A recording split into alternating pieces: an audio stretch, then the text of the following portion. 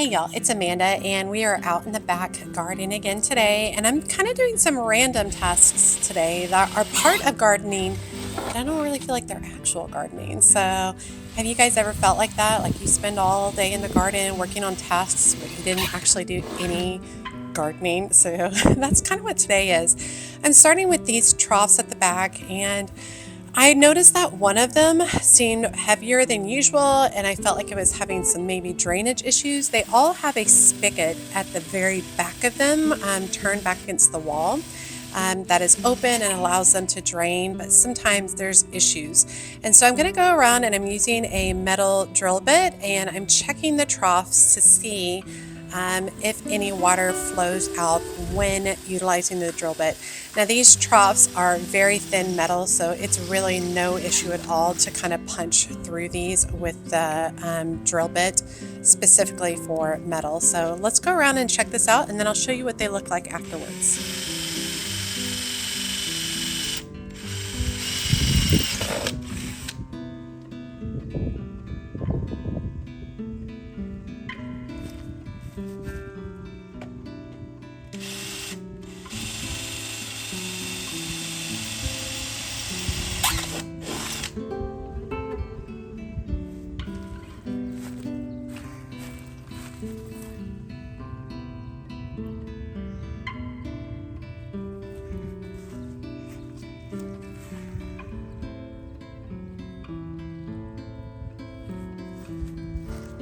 Okay, you can see that several of these are dry when I drilled through, but this last one right here, you will be able to see water coming out. So that tells me that this did need some additional drainage holes. And so I'll start with these two, and then over time I will observe and see if I need to add more.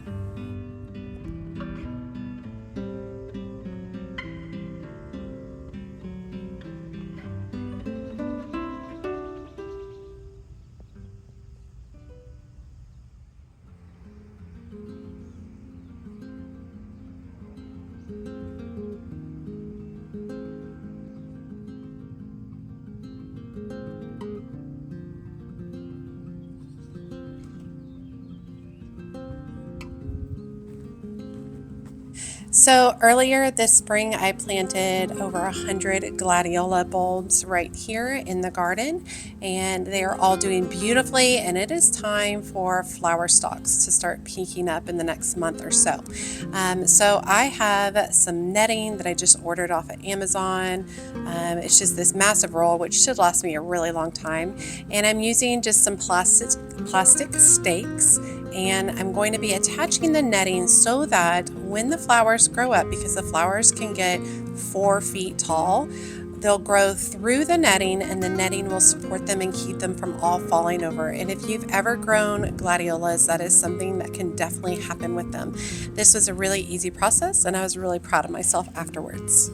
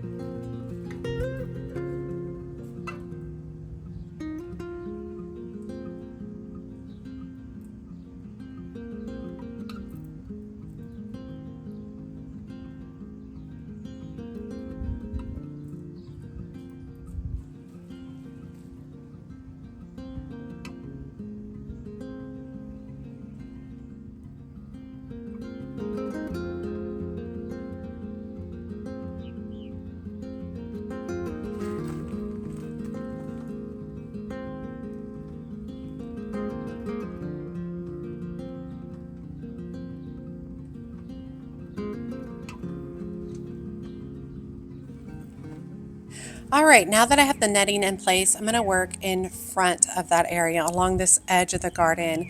And I started by pulling a few weeds, and then I really started thinking about these iris right here. These are Dutch iris that you're kind of seeing me in front of. They've already bloomed for the year.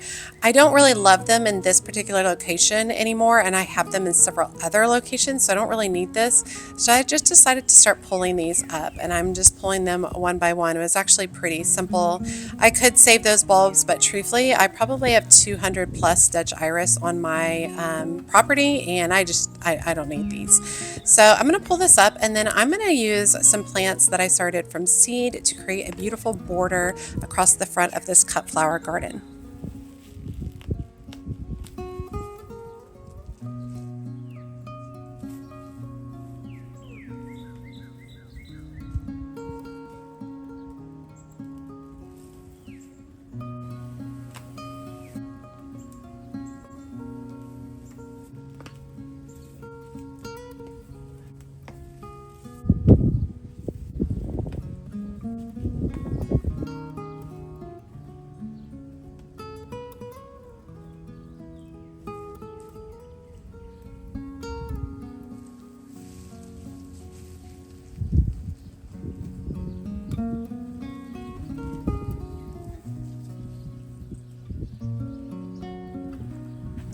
Okay, I grew some summer berries yarrow from seed. I started it in January, I believe, maybe February, and it did beautifully. And this is a perennial for me in my area, in this area, and they're excellent for cut flowers. So I'm going to work them in amongst some lily bulbs that you can already see coming up.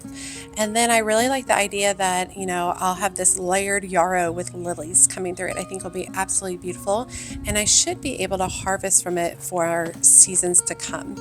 In addition, I also started some geranium from seed. These are Maverick Violet Picotee geraniums. They are annuals for me, but they're absolutely beautiful, bright, gorgeous colors.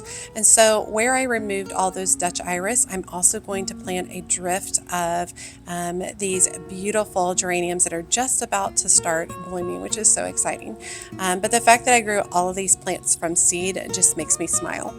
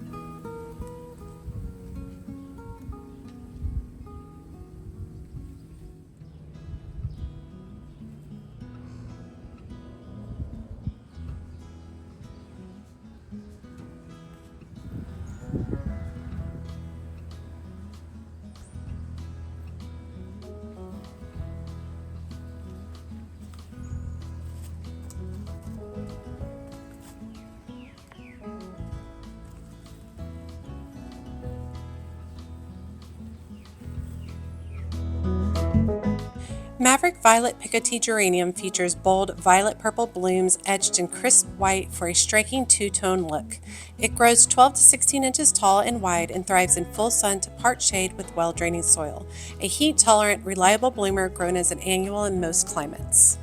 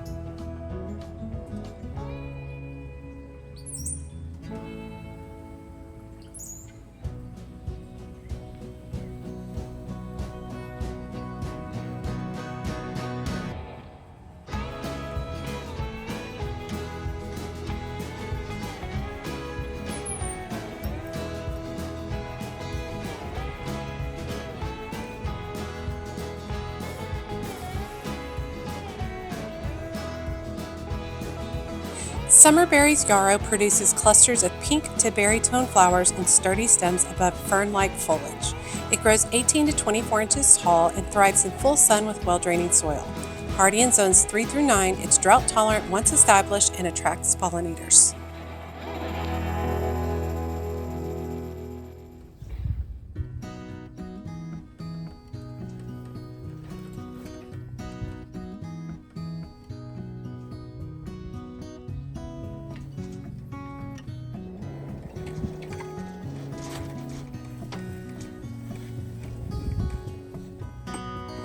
And from there, I needed to hook up a new hose. I usually burn through a hose every couple of years.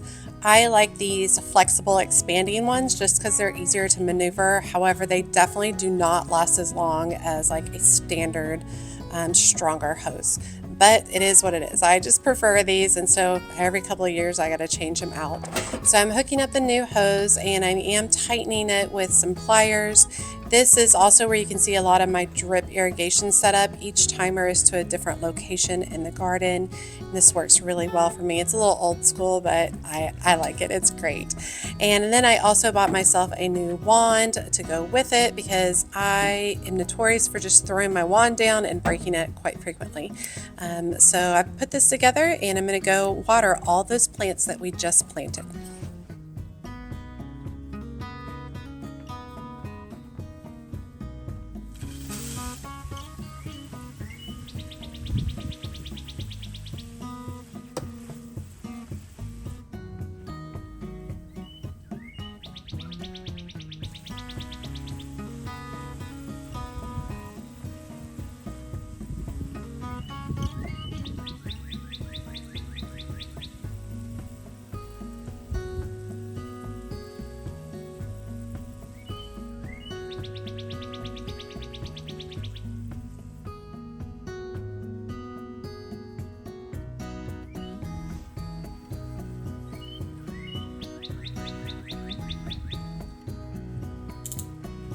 Alright y'all, I hope you guys have enjoyed today's video.